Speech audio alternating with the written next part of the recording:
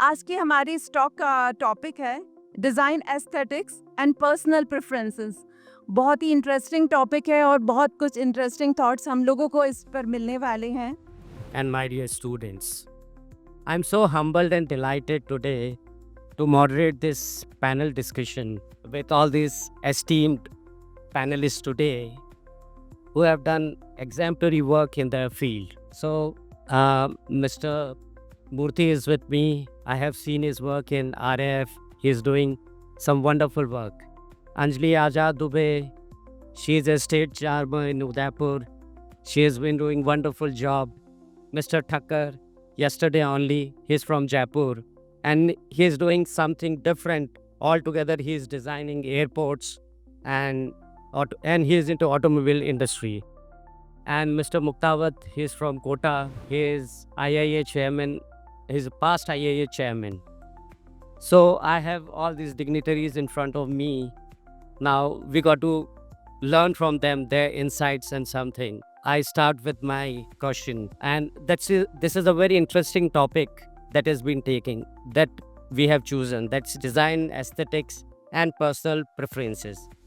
Design aesthetics, like from the very first year when we, from the first session when we go to college, it's design, design and aesthetics. Until today, when our clients come to us, he said, "What's your design? What?" So it is like it's in our genetic, it's running in our genes. So let's see how these all explain to us about all these things. So my first question would be to Murthy sir only. I think fine aesthetics in architecture, and what elements do you think contribute the most to the aesthetics of a building? I mean, talking about aesthetics, it's a very huge subject in itself. But I feel that aesthetics comes later on, functionality comes first. So, if you have good functions, automatically the aesthetics of the product or the project or the facade or the space or the design that we are trying to build will automatically, represent its beauty and probably help and explore the others to understand that language of the design that we are trying to build. So I feel that aesthetics is something which automatically generates from the design that we tend to create. So it's always the function first that I believe in. But of course, the kind of designs that I do, it has got more aesthetics that when people see it, they believe that, there's first aesthetics has been taken care of, then the function.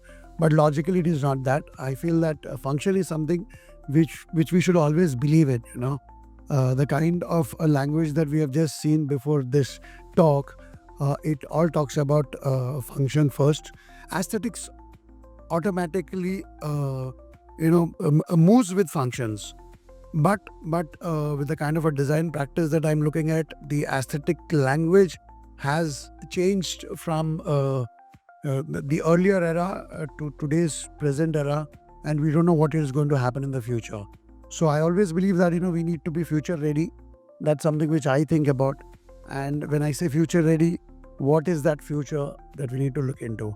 And that's something I believe in. Yeah. So Anjali, we need your insight also on the same topic. My favorite aesthetics. Yeah. Can you repeat the question? Yeah. How do you define aesthetics in architecture? And what elements do you think contribute the most to the aesthetic of a building? I think for me, aesthetics, like we have been talking a lot about this around this topic. So, aesthetics is how much you feel like being in that premise is, I think, all decides upon. Like, I am very infamous among the vendors. I mean, there must be few here and they will gladly connect. I just don't like meeting many because I always think that this indirect pressure of use one particular material just to get a certain kind of aesthetics is becoming so much that we somewhere are missing on that original part of architecture. So for me, aesthetics is how minimum you can use the materials and how that particular premise can relate with the daylight. For me, that's the aesthetical sense and the beauty of the building. Nowadays, we are talking about sustainability. We are talking about new materiality, as ma'am said, and as Murthy sir said, that everything is evolving nowadays. So, what I personally feel is aesthetics is a perfect blend of forms, materiality, coupled with latest design aspects and sustainability. Latest design aspects, it could be parametric architecture.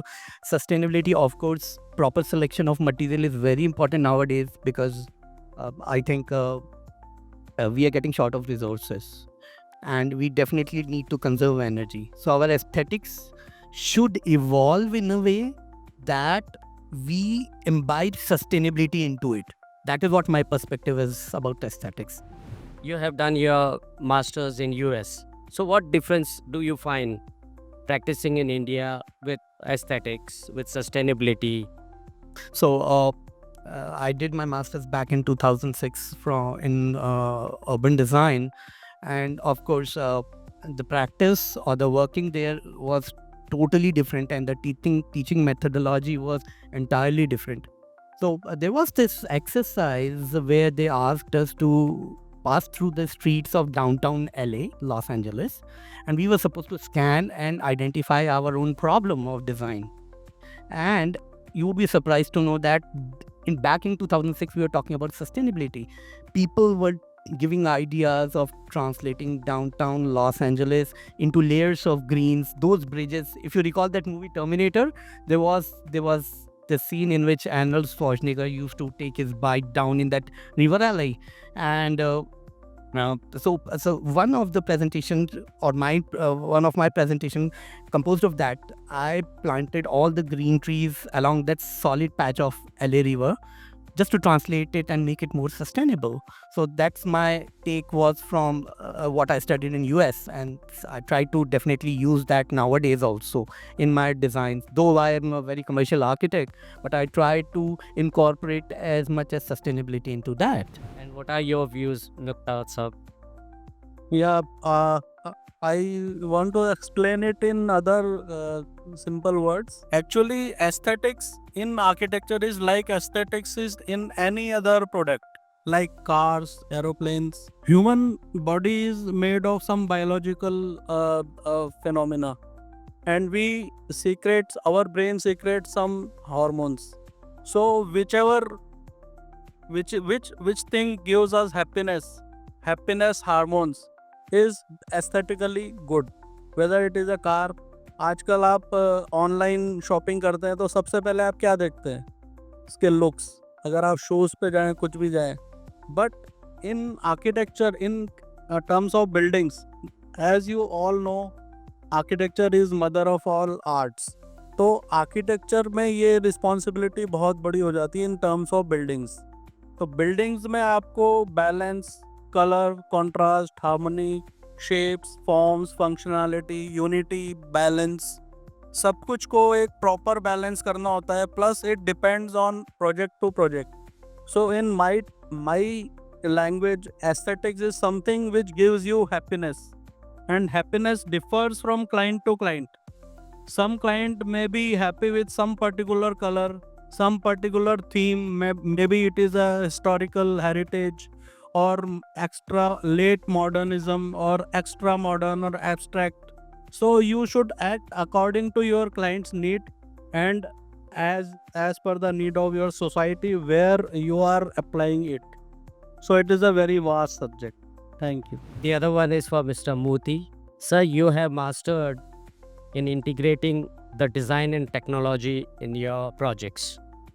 So the next question would be for you. Parametric and personal preference coupled with dynamic facade. I think that today we are in an age where this parametric design, or the concept of parametric design, or the language of parametric design has entered into everyone's mind to that an extent that we are all dazzled to understand this language. We are all eager to understand this language.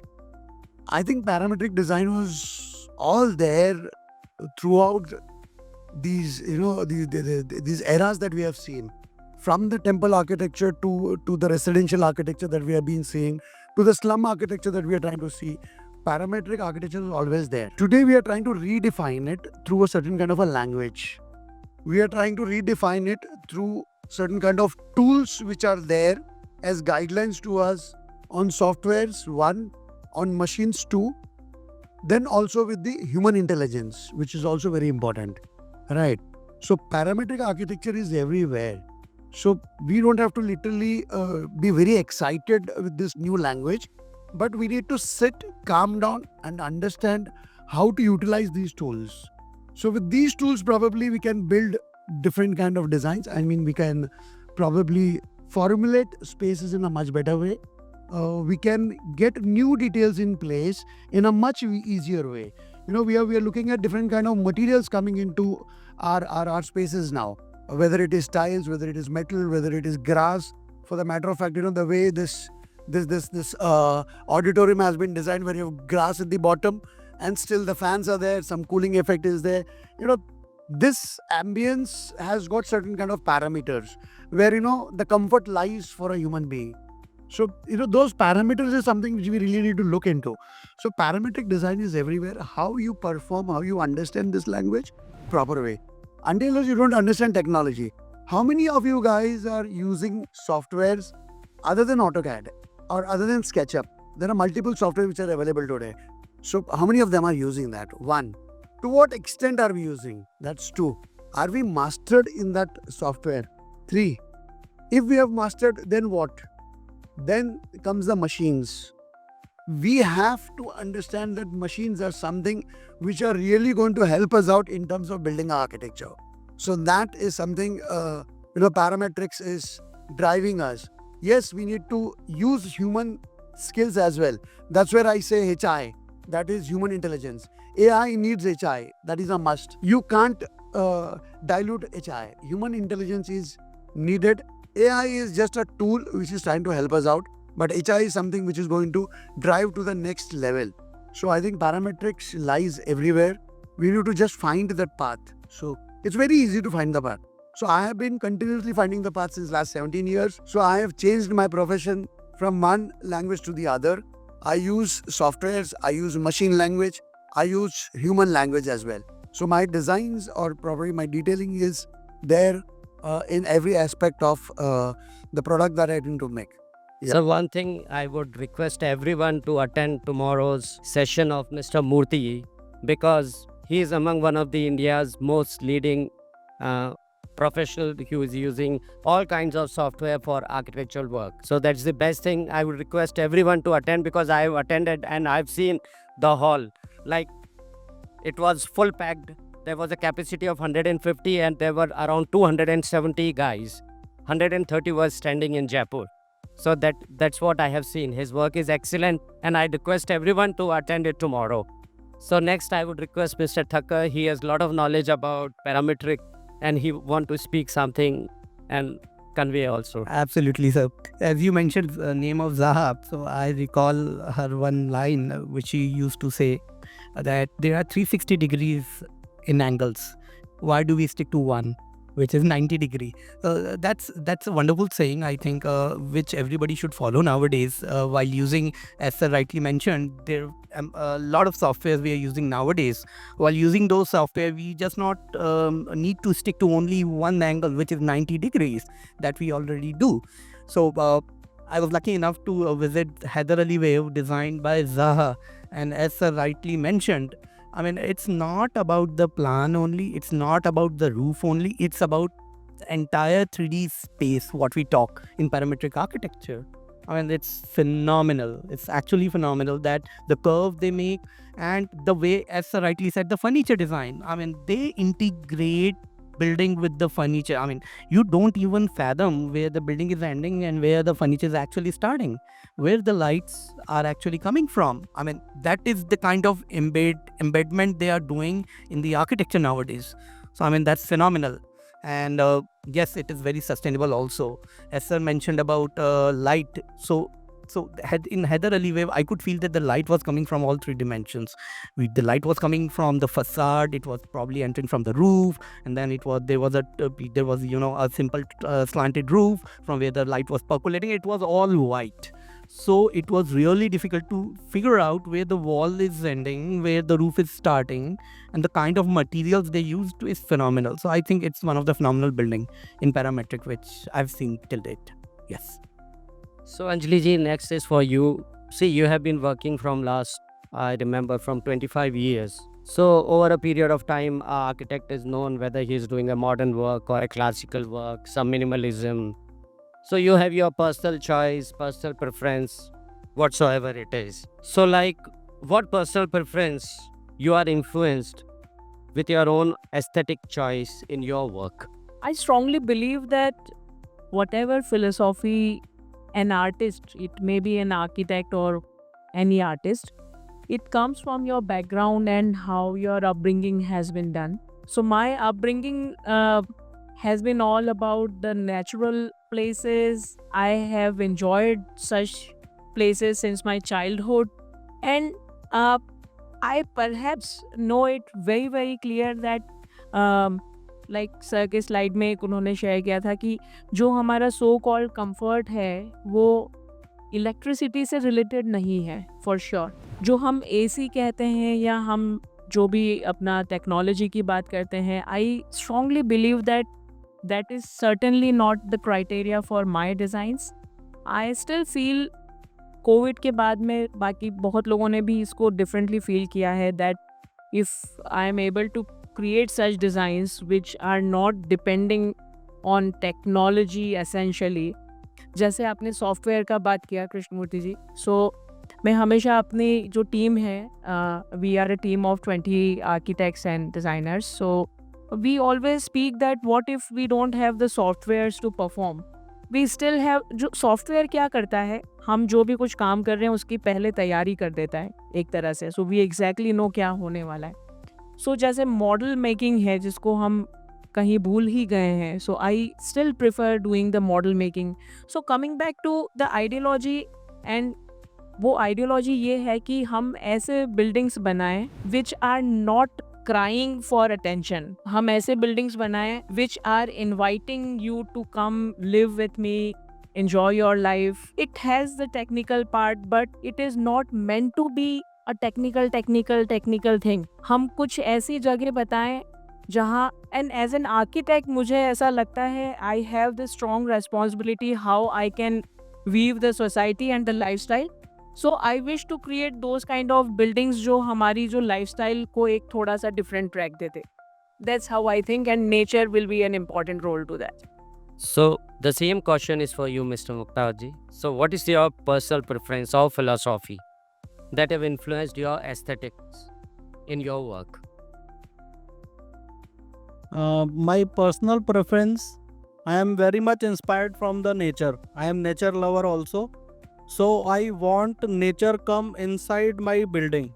It is the very basic concept of my designs. So I try to use grounded materials, means no fancy work, no means it should be incorporated with the good landscaping. Selection of plants are also important.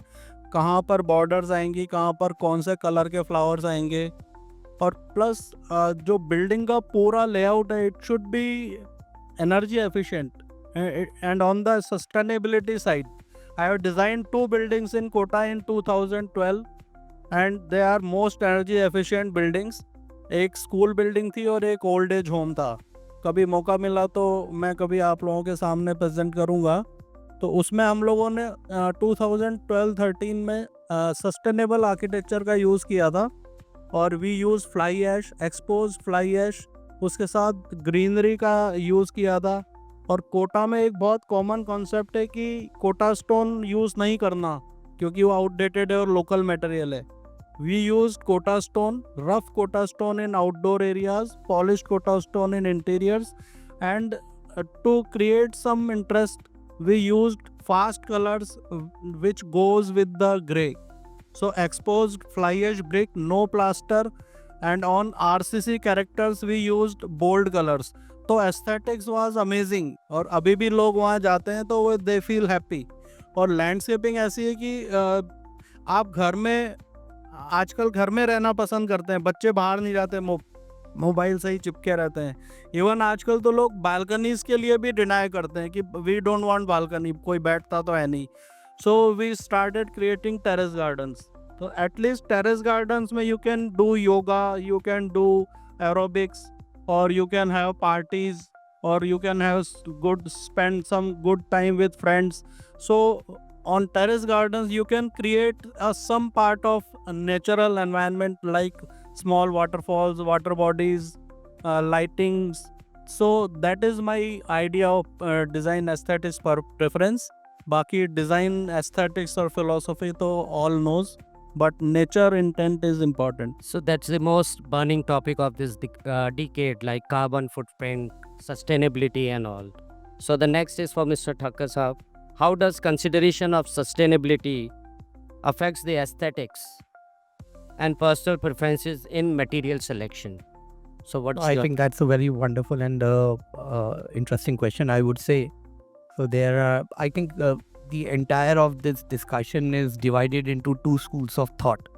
One is, as sir said, the use of traditional materials, the use of traditional technology to achieve sustainability, vis-a-vis attaining aesthetics using that entire scenarios or that entire range of materials which we had been using in the past, which can comprise maybe, because I'm using those materials also, that's why I'm mentioning that one school of thought. I'm using limestone, I'm using lime, I'm using stone, I'm using lime mortar, in which we use good jaggery we use, and we make plaster out of it, and then we use surkhi in that just to create entire lepa thing, which gives a wonderful terracotta color. So I'm using that material also, and since I'm using stone and lime, so definitely it reduces carbon footprint within the building, because lime has got a character where it once you prepare a lime, then it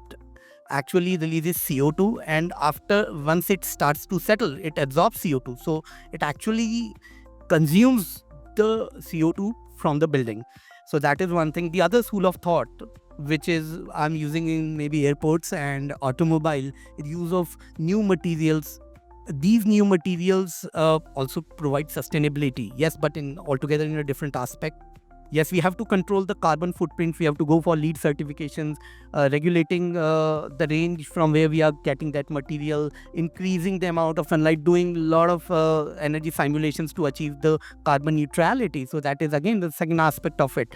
But yes, both houses aesthetics in their own ways, and both are fantastic, I would say. That's my take. So I think we had a wonderful session, a very inspiring one. Thanks to all the panelists and especially to the audience.